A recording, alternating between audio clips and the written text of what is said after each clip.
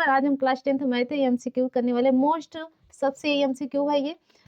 निम्नलिखित आंकड़ों का बहुलक होगा। तो यहाँ पे दिया गया है, कुछ आंकड़े दिए गए, उसमें से देखेंगे जो सबसे ज्यादा बार आया है वही हमारा क्या हो जाएगा, बहुलक हो जाएगा। तो यहाँ देखेंगे हमारा कौन संख्या सबसे ज्यादा बार आया। तो यहाँ पे देखेंगे 19 हमारा 2 बार ही आया है। 38 देखेंगे 1 2 3 4 बार आया, 38 आया। देख लेंगे 25 कितनी बार आया है, तो यहाँ पे 3 ही बार आया गया है। और यहाँ पे 36 देखेंगे तो 36 हमारा एक ही है। तो सबसे ज्यादा हमारा बार कौन सा आंकड़े आया है, 38 हमारा सबसे ज्यादा आया है। तो यहाँ पे 38 हमारा क्या हो जाएगा, बहुलक हो जाएगा। नेक्स्ट देखेंगे क्या दिया है, त्रिज्या 4 सेंटीमीटर और कोण 30 अंश वाले त्रिज्यखंड का क्षेत्रफल होगा। तो यहाँ पे त्रिज्यखंड का क्षेत्रफल निकालने के लिए फार्मूला क्या होता है, थीटा बटे 360 गुणे पाई आर स्क्वायर होता है। यहाँ पे हमारा कोण हमारा कितना दिया गया है, 30 अंश दिया गया है, और यहाँ पे 360 लिखेंगे गुणे यहाँ 22 का मान रखें, क्या होता है 22/7 होता है पाई का मान। और आर का मान हमारा कितना दिया है, 4 का स्क्वायर कर देंगे। और यहाँ पे देखेंगे इसको काटेंगे तो क्या हो जाएगा, बढ़ती यहीं 36 हो जाएगा। इसको गुणा करके लिखेंगे 22/7 गुणे 16/12 हो जाएगा। 4 तिहाई 12 हो जाएगा, 4 चौक 16 हो जाएगा।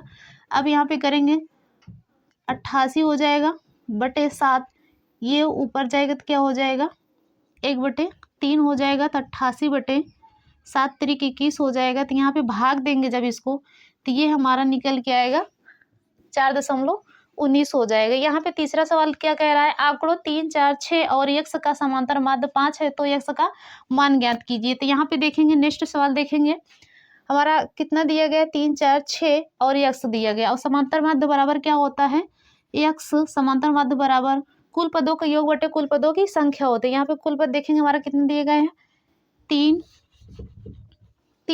+ 4 + 6 + x। तो कितनी संख्याएं दी गई हैं, 4 संख्याएं दी गई। तो बटे क्या हो जाएगा, कुल पदों की संख्या 4 हो गया।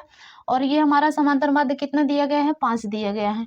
इसको जोड़ेंगे 6 4 10 3 13 13 + x/4 हो जाएगा। इसका मल्टीप्लाई करेंगे क्या होगा 20, 13 + x, इसको घटाएंगे तो क्या हो जाएगा 7 हो जाएगा। अर्थात ये इसका वैल्यू हमारा कितना निकला, 7 निकला। तो ये हमारा आंसर हो जाएगा। नेक्स्ट देखेंगे समांतर श्रेणी 3, 1, -1, -3 ... का अगला पद होगा। इसमें देखेंगे हमारा कुल कितना पद दिया गया, उसका नेक्स्ट पद निकालने के लिए बोल रहा है। पहला पद दिया गया, दूसरा, तीसरा, चौथा, अर्थात 5वां पद हमें निकालने के लिए बोला है। 5वां पद निकालने के लिए पहले हमको प्रथम पद चाहिए और समानांतर निकालना अर्थात डी चाहिए। तो यहाँ पे देखेंगे तो प्रथम पद निकालेंगे, क्या है दिया है, इसमें 3 दिया गया है। और सर्वांतर निकालने के लिए अर्थात डी निकालने के लिए क्या होता है, दूसरे पद में से पहले पद को घटा देंगे। तो यहाँ पे दूसरा पद हमारा 1 दिया गया है, और ये हमारा पहला पद हमारा 3 दिया गया। तो घटाएंगे तो क्या हो जाएगा, -2 हो जाएगा। फिर चेक कर लेते हैं, अगला डी निकाल के चेक कर लेते हैं क्या हमारा समांतर माध्य है कि नहीं। तो यहाँ पे क्या हो जाएगा, अगला सर्वांतर निकालने के लिए -1, फिर इसके पहले वाला पद लेंगे -1, कितना निकल गया समांतर डी। यहाँ पे देख रहे हैं इसका और इसका समांतर क्या है, सेम है, अर्थात ये समांतर श्रेणी है। तो यहाँ पे अगला पद निकालेंगे क्या हो जाएगा, A5 निकालेंगे तो क्या हो जाएगा, A4 को जोड़ेंगे और प्लस डी जोड़ देंगे। तो यहाँ पे A4 हमारा कितना दिया गया, -3 है, और डी हमारा कितना है, इसमें जोड़ देंगे -3 और प्लस माइनस -2, टोटल हमारा कितना हो जाएगा, -5। तो ये हमारा अगला पद कितना निकल जाएगा, -5 हो जाएगा। नेक्स्ट देखेंगे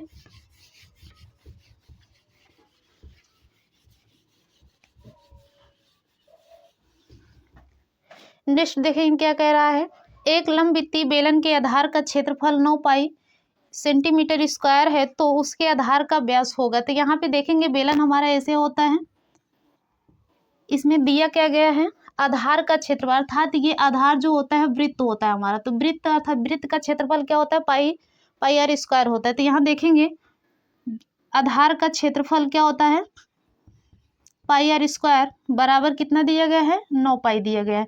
यहाँ पाई से पाई कट जाएगा तो क्या बचेगा, आर स्क्वायर बराबर कितना हो जाएगा 9, और आर का मान कितना निकल जाएगा, 3 निकल जाएगा।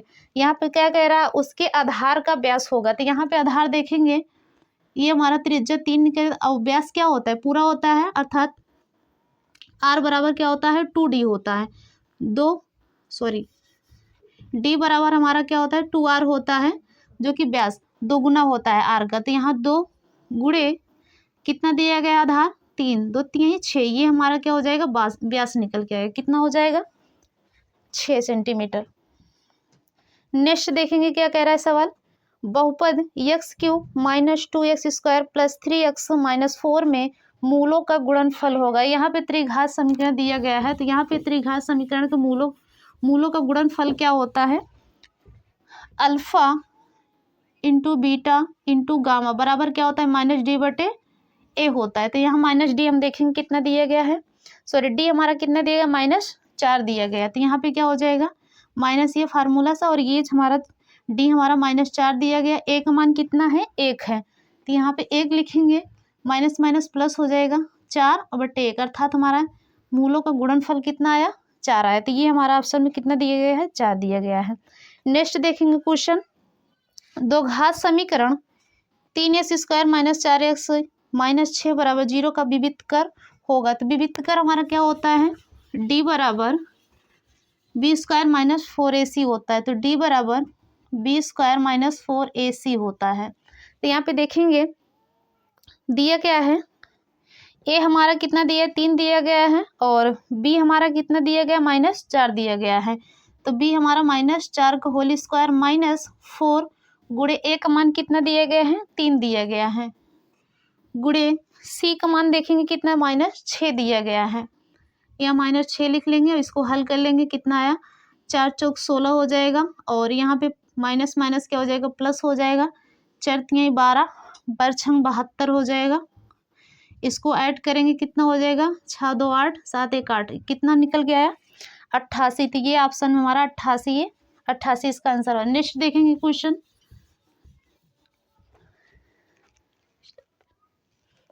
देखेंगे यदि बिंदुओं 4, k तथा 1, 0 में दूरी 5 इकाई हो तो k का मान होगा। तो यहाँ पे k का मान निकालना, तो दो बिंदुओं के बीच की दूरी का सूत्र क्या होता है,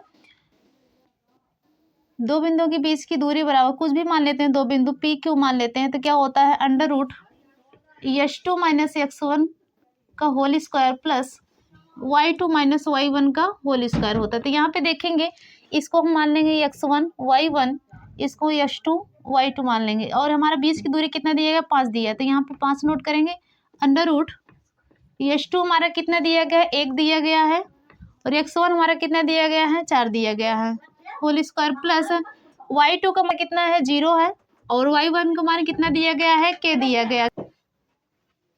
देखेंगे यहाँ पे 5 बराबर, यहाँ पे इसको घटा के लिखेंगे, 4 में से 1 गया कितना बचेगा -3 का whole square plus k minus k का होल स्क्वायर हो जाएगा। तो यहाँ पे क्या हो जाएगा, दोनों पक्षों का वर्ग करेंगे तो क्या हो जाएगा 5 5 25 हो जाएगा, ये अंडर हटेगा तो हमारा -3 का होल स्क्वायर प्लस -k का होल स्क्वायर हो जाएगा। देखेंगे यहाँ पे 25 -3 का वर्ग करेंगे क्या हो जाएगा 9 हो जाएगा, प्लस -k का होल स्क्वायर करेंगे तो क्या हो जाएगा +k² हो जाएगा। तो इस तरफ इसको लाएंगे तो क्या हो जाएगा 25 माइनस ये किधर हो जाएगा -9, और यहाँ पे क्या बचेगा k² बचेगा। तो यहाँ पे देखेंगे 25 में से 9 गए, हमारे कितने बचेंगे 16 बच जाएंगे। तो क्या हो जाएगा 16 बराबर k², जब ये स्क्वायर हटेगा तो यहाँ आएगा 16 हो जाएगा अंडर में, तो क्या हो जाएगा k, और यहाँ पे 16 बाहर निकले 4 का मान होता है, तो यहाँ +-4, अर्थात k बराबर क्या आ गया +-4 आ गया। नेक्स्ट देखेंगे क्या है,